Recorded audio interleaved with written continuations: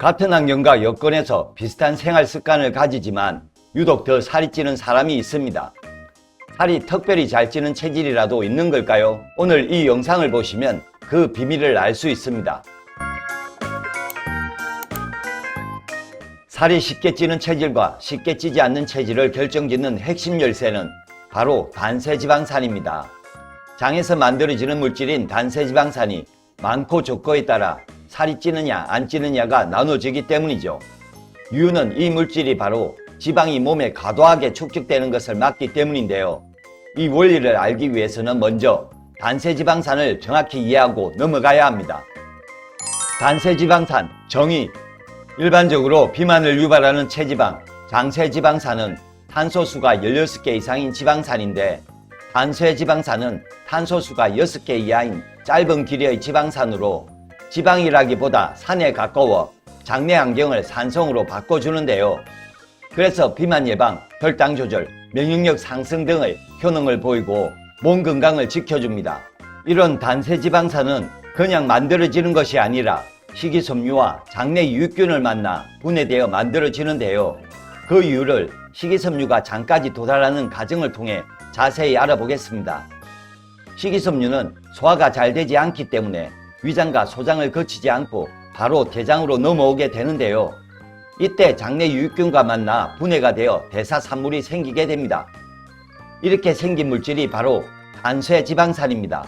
이 과정을 보면 단세지방산이 만들어질 때는 식이섬유와 장내 유익균 두 가지 다 필요하다는 것을 의미합니다. 둘 중에 한 가지라도 없으면 단세지방산이 만들어지지 않는 것이죠. 이점에서 한 가지 의문점이 생길 것입니다. 단세지방산은 대장에서 만들어지는데 어떻게 지방 축적을 막는 걸까요? 그 답은 지방산의 역할을 자세히 살펴보면 알 수 있습니다. 단세지방산 역할. 첫 번째는 지방 억제입니다. 단세지방산이 만들어지면 가장 먼저 장 내벽에 흡수가 되고 일부는 간에 저장이 됩니다. 그리고 남은 일부는 혈액을 통해 온몸으로 퍼져나가고 지방세포에 저장되는데요. 바로 이때 지방세포에 있는 단세지방산을 감지하는 센서가 작동하게 되며 몸에 지방이 충분히 있다고 착각하게 됩니다. 그래서 지방세포는 더 이상 지방을 저장하지 않게 됩니다. 정리하자면 단세지방산이 지방세포와 만나면 뇌에서는 지방이 충분히 있다라고 착각하게 되어 지방 축적을 하지 않게 되며 이 현상이 바로 살이 잘 안 찌는 체질이 되는 것입니다. 그래서 다이어트를 할 때 빠지지 않는 단어가 바로 식이섬유와 장내 유익균인 것입니다. 두 번째는 열량 소비입니다. 단세지방산 센서는 교감신경에도 있어 열량 소비를 도와줍니다. 이유는 단세지방산이 혈액을 타고 이동하면 교감신경이 활성화되어 심박수를 증가시키고 체온을 올리며 영양분을 태워 소비하기 때문이죠. 따라서 다이어트를 할 때 단세지방산을 많이 만들어내는 것이 바로 살이 찌지 않는 체질로 만드는 방법입니다. 단세지방산을 만드는 수용성 식이섬유. 식이섬유에는 불용성 식이섬유와 수용성 식이섬유 이렇게 두 가지 종류가 있습니다. 불용성 식이섬유는 수분을 포함하면 부풀어 변의 양을 늘려주고 장 운동을 활발하게 만들어 물리적으로는 장 건강을 좋아지게 하지만 직접적으로 단세지방산을 만들지는 않기 때문에 단세지방산을 만드는 식재료로는 조금 부족합니다. 반면 수용성 식이섬유는 수분을 포함하면 젤리 상태가 되는데 이 수용성 식이섬유가 유익균을 만나 발효되었을 때 단세지방산이 되므로 직접적으로 단세지방산을 만드는 음식입니다. 특히 그 중에서 수용성 식이섬유가 많이 들어있는 음식은 다음과 같습니다. 수용성 식이섬유가 많이 들어있는 음식. 첫 번째는 목이버섯입니다. 특유의 식감을 뽐내며 다양한 요리에 사용되는 목이버섯은 식이섬유의 함량이 매우 높습니다. 또 섭취하기 힘든 비타민 D 영양소도 풍부해 면역 활성화에 도움이 되는 대표적인 식품입니다. 목이버섯은 생으로 섭취하지 않고 데치거나 말려서 섭취해야 더 효과적입니다. 두 번째, 감태입니다.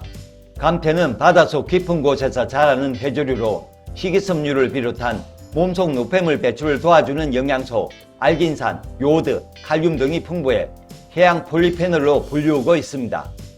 또 노폐물을 배출하는 영양소가 많이 들어있어 혈액을 맑게 하고 신장을 좋아지게 하는 식품으로도 많이 꼽히고 있습니다. 세 번째는 곡식입니다. 곡식은 수용성 식이섬유인 일종인 베타글루칸이 풍부합니다. 베타글루칸을 하루 3g씩 섭취하면 대변의 양을 증가시킨다는 연구 결과도 있을 정도로 다이어트에 도움이 되는 것이 확인되었는데요. 실제로 식이섬유는 포만감을 주고 변비를 예방하는데 탁월한 효능이 있어 다이어트 필수 식품입니다. 네 번째는 다시마 식초입니다. 식초 속의 아세트산 성분은 단세지방산의 일종이기도 한데요. 그렇다고 식초를 그대로 섭취했을 때 단세지방산이 몸에 흡수된다는 생각은 잘못된 생각입니다. 이유는 장내에서 식이섬유와 식초의 흡수 대사 과정이 완전히 다르기 때문입니다. 식이섬유는 장내에 오랫동안 머물면서 단세지방산 생산을 지속적으로 유지하지만 식초는 먹는 듯이 분해 흡수되어 오랫동안 단세지방산 생산을 할 수 없습니다.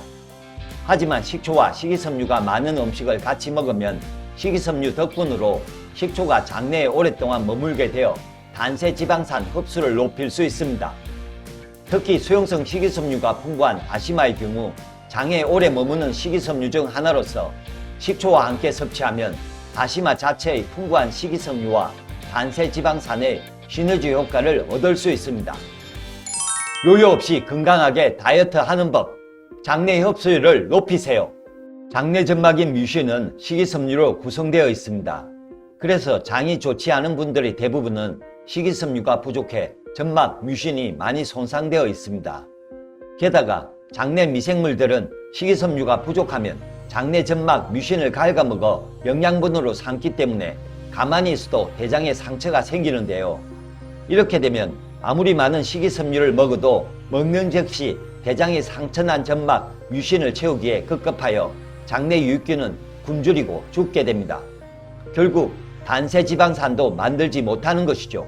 그러므로 평소 장 건강이 좋지 않은 분들은 먼저 장 내부 건강을 좋아지게 해줘야 식이섬유 흡수율을 높이고 단세지방산을 많이 만들어 요요 없이 다이어트를 할 수 있습니다. 만성적으로 대장이 좋지 않은 분들은 대부분 몸 전체 기혈순환이 잘 되지 않는 경우가 많습니다. 동양의학적으로 몸 전체 기혈 흐름이 막히게 되면 배에 영향이 오게 됩니다. 그래서 배지압을 통해 배의 혈자리를 자극하여 기혈 막힘을 뚫어주는 것이 장 건강을 좋아지게 하고 살이 안 찌는 체질로 개선해주는 매우 효과적이고 강력한 방법입니다. 배지압을 매일 20분에서 30분 이상 꾸준히 해서 살이 안 찌는 체질로 꼭 개선하길 바랍니다. 건강 팁, 다시마 식초 만드는 법. 적당한 크기로 자른 다시마 100g에 식초 500ml를 붓습니다. 이어서 플락토 올리고당을 종이컵 반 정도 넣어줍니다.